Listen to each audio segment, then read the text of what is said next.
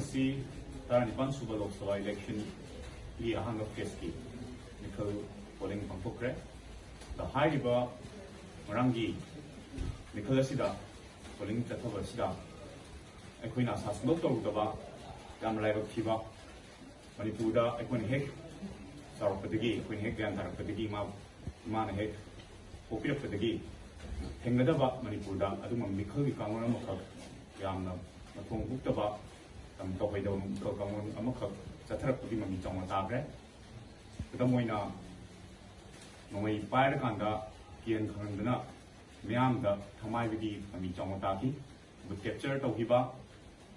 proxy action to hibagi to do ato kyama pomsing to hatwa pomsing da pokre basiam lai ko thibani basi manipur gi puari da amu kalima kai ki badumba thudong khmi haiduna mayon lojaraga haiba thongsi manipur unique na mayonna strongly condemn tawi haiba wafamsi hamok ta thumjage minimum changi sidege koi kalhodra bading asi koi khunai ase look khurgani maramaduna aikoi afaba lainga ko nama lakna ba khona bada aikoi punamak wakal kaminaba amadi masigi damok aikoi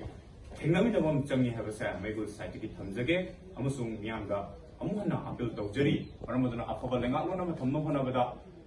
aikoi punamak aikoi thawai hakchang punamak kathokuna aikoi honaminamam changi natrabadi khunai ase nomunomogi sum look khurgani mitok myansa singna yumdang singna kainai rabiba lomu yung talungi masa masih kecelakaan sida aikoi masih yumrakta amu phone dam thodok kya ama tholok masa masih tasengna aikoi tin yothara khanma matam oi masih masana masa se dai te yong da ba masa amani na taksera bani ha basa mai yogi sai thamjage maramaduna masih amuhana myamda asumba mathong sara ba thosing se tawbiganu tawrabasu tawribasing aduna sengdokpiro amadi lebak myambi ul khamna masa masa gi voting rights do